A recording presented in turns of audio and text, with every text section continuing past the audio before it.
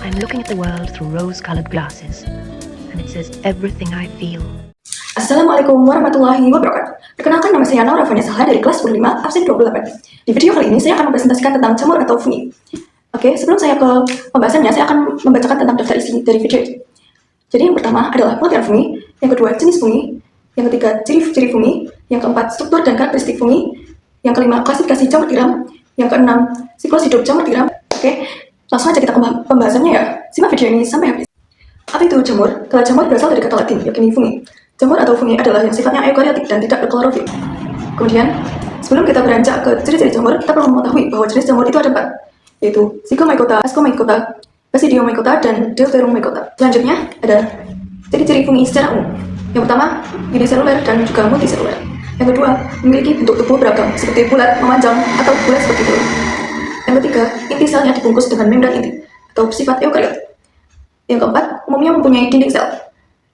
Yang kelima, pada jamur bersel satu terdapat hifa, yakni sel yang membentuk benang. Yang keenam, terdapat miselium guna membentuk spora dan berfungsi untuk mendapatkan makanan serta sebagai alat reproduksi.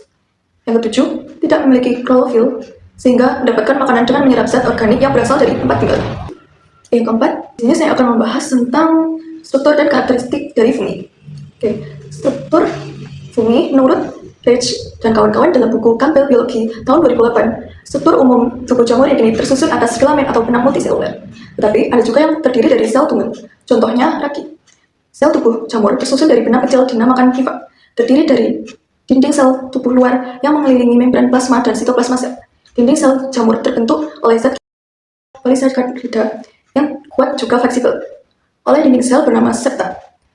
Hifa jamur dibagi menjadi sel. Umumnya septa berpori-pori cukup besar yang memungkinkan ribosom, mitokondria, dan inti sel mengalir dari satu sel ke sel lain. Meski begitu, tak semua jamur memiliki septa. Hifa yang bercabang dan membentuk jaringan disebut miselium. Miselium jamur tumbuh cepat karena protein dan bahan lain yang disintesis jamur bergerak melalui aliran sitoplasma ke ujung hifa yang memanjang. Kemudian, karakteristik dari jamur atau fungi yaitu yang pertama, jamur memiliki inti sel kompleks sehingga disebut organisme eukariotik.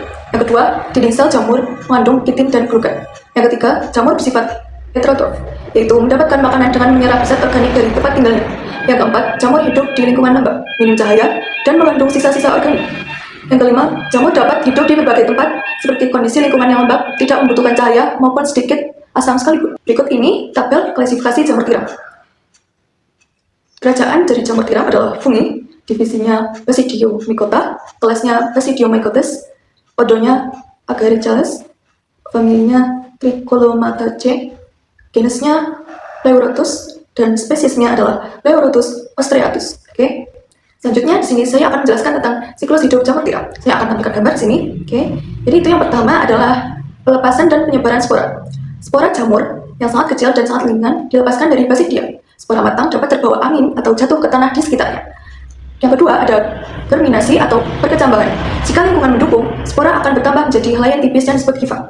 Spora yang jatuh di tempat kurang subur dapat bertahan selama beberapa tahun hingga kondisi mendukung pertumbuhan. Yang ketiga, pembentukan miselium. Hifa tumbuh memanjang dan membentuk jaringan seperti anyaman yang disebut miselium. Pada jamur konsumsi, miselium biasanya berwarna putih bersih. Fase ini penting dalam budidaya jamur untuk produksi bibit. Selanjutnya, yang keempat adalah pembentukan tubuh buah. Setelah miselium menyebar, tunas berbentuk kancing atau pinhead muncul. Tunas ini berkembang menjadi tubuh buah dengan tundung yang awalnya mengucuk, lalu merekah dan melebar saat jamur dewasa. Dan yang terakhir adalah pembentukan spora baru. Di bawah tudung jamur dewasa terdapat basidium. Tempat jutaan spora dihasilkan. Spora baru ini siap menyebar untuk memulai generasi berikutnya. Oke, sekian dari saya dari pembahasan fungi atau jamur di video kali ini. Mohon maaf apabila ada kesalahan kata dan mohon maaf apabila penjelasan dari saya kurang jelas. Oke, untuk yang sudah menonton dari akhir dan menyimak video ini, terima kasih. Akhir kata, wassalamualaikum warahmatullahi wabarakatuh.